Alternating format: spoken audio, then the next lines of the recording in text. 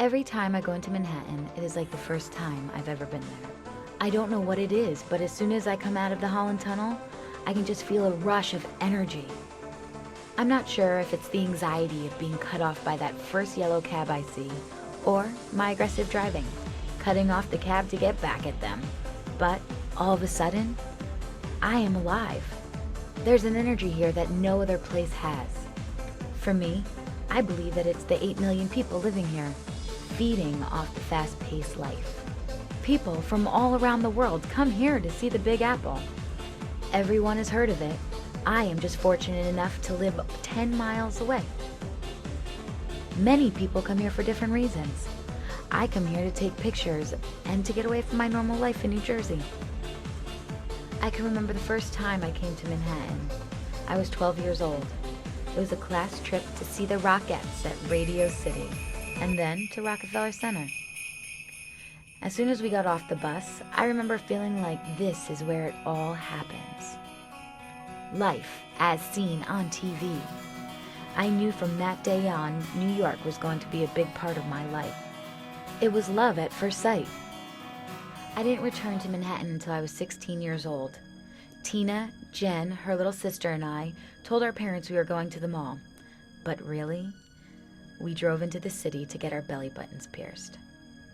A little uneasy with what we were about to do, we procrastinated in the car. As we unlocked the doors, we noticed a man coming close to our car. As girls, we got nervous, so we relocked the doors and waited for him to pass. Out of nowhere, he starts to play with himself right in front of our car window. Jen, covering her little sister's eyes, screams, "Let's go, let's go!" I have never seen Tina speed away so fast in her entire life. We took it as a sign. We weren't supposed to be there, and decided to make our way to the biggest tourist attraction, Times Square.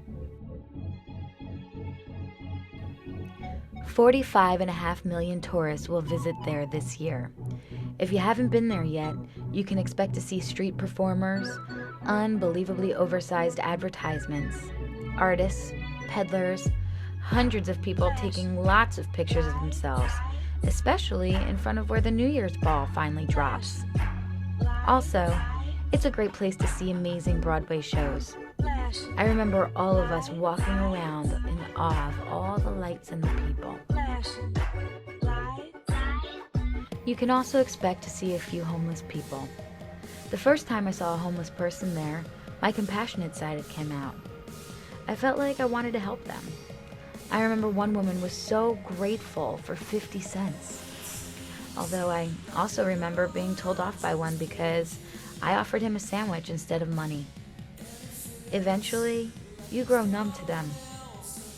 It's unfortunate because they're everywhere. By the time I turned 19, I found myself there every weekend. That's when my friends and I discovered Greenwich Village, where my underage drinking experience began. It's funny how at that age you can easily find that one bar that never checks IDs. Immediately following a long night of drinking was the late night falafel at Yatagan. It is at Bleecker and Thompson, where the owner to this day remembers my friends and me. At the end of the night, the streets are filled with drunk people having the best time of their lives. At the age of 21, I hit the club scene. Days that I do not miss, but thoroughly enjoyed. Tunnel, Exit, Sound Factory, long nights of dancing, drinking, and socializing. In these clubs, you can easily get lost. Some of them had 6 floors with hidden rooms. One time, we lost our friend Dana for 3.5 hours at Exit. It was about 6:30 in the morning before we found her, passed out on a couch in the main lobby. Too bad camera cell phones weren't around yet. Those were the days when walking out of the club at daybreak was the norm. Those days are long gone.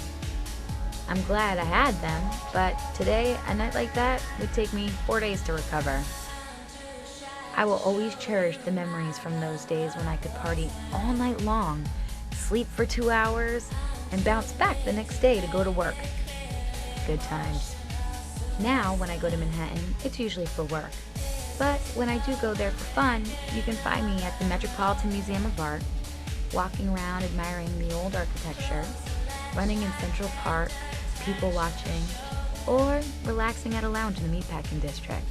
Manhattan is special to me because every experience I've had there has been an interesting one, always different. I have been to other major cities like LA and Chicago, and nothing compares to New York. One day, I hope to move there and be able to call it my home.